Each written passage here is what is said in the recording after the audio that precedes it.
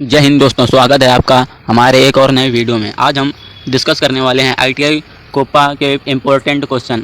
यह सारे क्वेश्चन सारे प्रीवियस ईयर में पूछे गए हैं। जैसा कि आप लोगों को मालूम है, 9 जुलाई से स्टार्ट होने वाला है आईटीआई के एग्ज़ाम। जितने भी सारे एग्ज़ाम हैं वो 9 जुलाई से आपके स्टार्ट होने वाले हैं। अगर आप चैनल में पहली बार आए हैं तो चैनल को लाइक कीजिए और सब्सक्राइब कीजिए, और आपके जो भी दोस्त लोग हैं उनको शेयर कीजिए। आज का पहला क्वेश्चन आप लोगों के सामने ये रहा। सीपीयू का फुल फॉर्म कौन सा है? ए नंबर है central perfect unit, B number है correct process unit, C number है सेंट्रल प्रोसेसिंग यूनिट, या डी नंबर है इनमें से कोई नहीं। इसका राइट आंसर हो जाएगा C number, central processing unit. CPU का फुल फॉर्म होता है। ये काफ़ी बार एग्जाम में पूछा गया और मोस्ट इम्पोर्टेंट क्वेश्चन है। सेंट्रल प्रोसेसिंग यूनिट सीपीयू का फुल फॉर्म होता है। नेक्स्ट क्वेश्चन,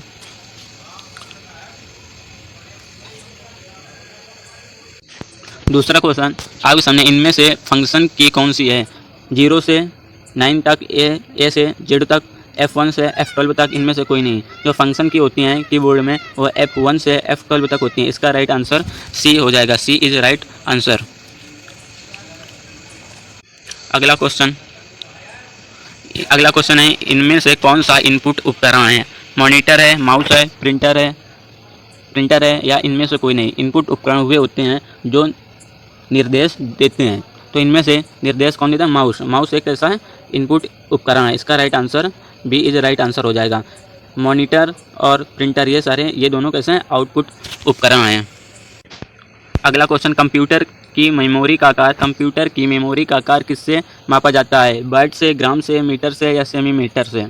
तो कंप्यूटर का आकार बाइट से मापा जाता है। बाइट सबसे छोटी इकाई, बिट छोटी इकाई होती है, फिर बाइट से कंप्यूटर का आकार मापा जाता है। B right answer. अगला क्वेश्चन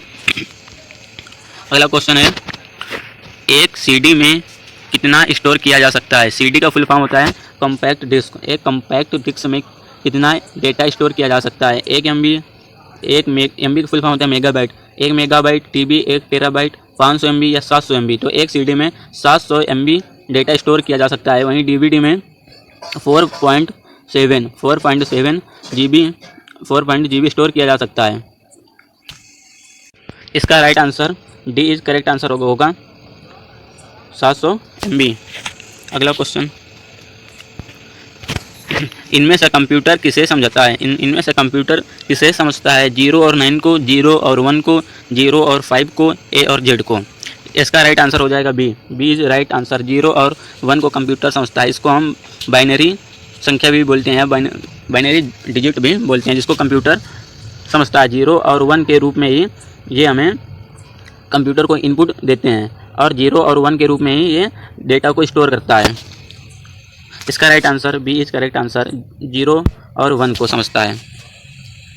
अगला क्वेश्चन आपके ये रहा, इनमें से आउटपुट डिवाइस कौन सा है? मॉनिटर है, कीबोर्ड है, लाइट पेन है, या माउस है?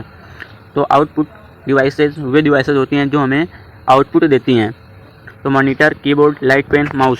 तो ये इसका सही आंसर हो जाएगा A number is correct answer. Monitor एक आउटपुट डिवाइस होता है जो हमें निर्देश आउटपुट देता है।